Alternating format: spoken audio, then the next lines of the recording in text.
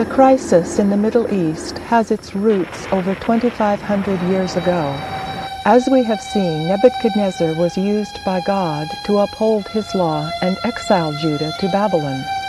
In Babylon, the Jews were suddenly without the capital city and temple on which they had always depended as the focus of their worship.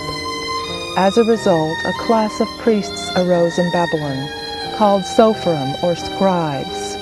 These assumed the role of providing religious education and leadership to the exiled Jews. By the time Christ came on the scene, this priestly class, by then called the scribes and Pharisees, had completely overturned the written law of Moses, substituting their own opinions, called the oral tradition. Through this, they made the law of God of none effect. Such opinions, largely formulated under Babylonian influences, are now contained in the vast, rambling Babylonian Talmud. Modern Orthodox Jews regard the Talmud of the Pharisees as of much higher authority than the Bible. Popular Jewish author Herman Wouk affirms the importance of the Talmud to Judaism. The Talmud is to this day the circulating heart's blood of the Jewish religion. Whatever laws, customs, or ceremonies we observe, whether we are Orthodox or conservative or Reform or merely spasmodic sentimentalists, we follow the Talmud. It is our common law. The world is baffled that in Israel today the Jews, once persecuted, have become persecutors. Highly educated religious Jews, especially in the government and army, are now treating the Palestinians much lower than they would treat any animal. In his film Gaza Strip, veteran filmmaker James Longley graphically documents how the Israeli military shoots Arab children through the head for the crime of throwing stones.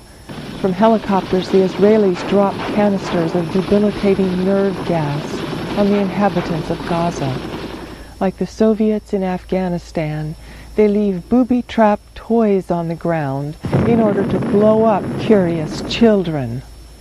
The explanation for such behavior is found in the Talmud. The Talmud teaches the superiority and divine right of Jews over Gentiles. The Jew is holy because of God's special racial covenant with Israel. According to the Talmud, the reason why the Gentiles are unclean is because, unlike the Jews, they were not present at Mount Sinai. By standing on the mount, the Jews were perpetually cleansed from lustful thoughts. The Talmud says that when the serpent came to Eve, he infused filthy lust in her. But by contrast, when Israel stood on Sinai, that lust was eliminated.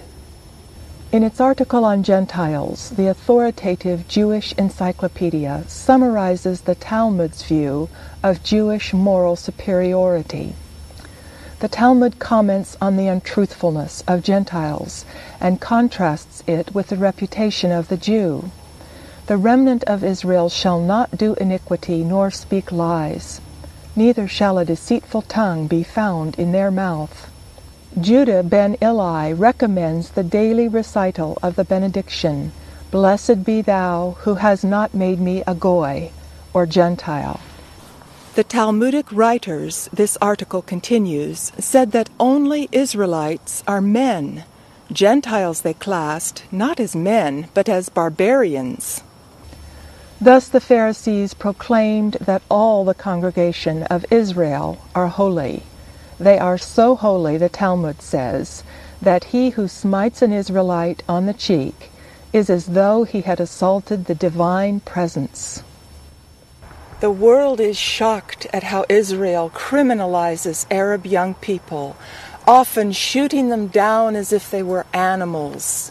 Yet this is exactly how the Talmud teaches Jews to regard Gentile children. The Talmud outlaws the issue or child of a Gentile as that of a beast. During the Intifada uprising in Gaza in 1988, the world was also horrified that Israeli soldiers buried alive in a pit 4 Palestinian youths. Yet that is very similar to what the Talmud teaches is permissible for a Jew. The Talmud says that if a Jew throws his neighbor into a pit which contains a ladder, then hastens to remove the ladder, he is not liable for the death of his neighbor.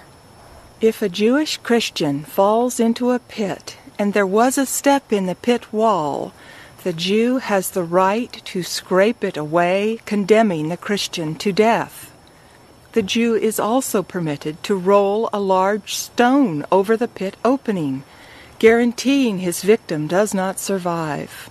Or, should there have been a ladder in the pit, the Jew is encouraged to remove it, claiming he needs it to rescue his son from a roof.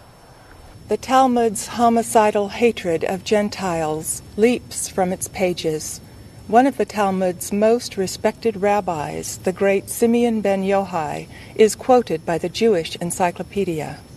The best among the Gentiles deserves to be killed. The best of snakes ought to have its head crushed. Today in Israel, during the annual festival of Lag BaOmer, tens of thousands of Orthodox Jews assemble in Meron, the traditional burial place of Simeon ben Yochai. Through song, dance, and exhortation, they honor his memory. The prestigious Encyclopedia Judaica describes ben Yochai as one of the giants of Judaism for all time.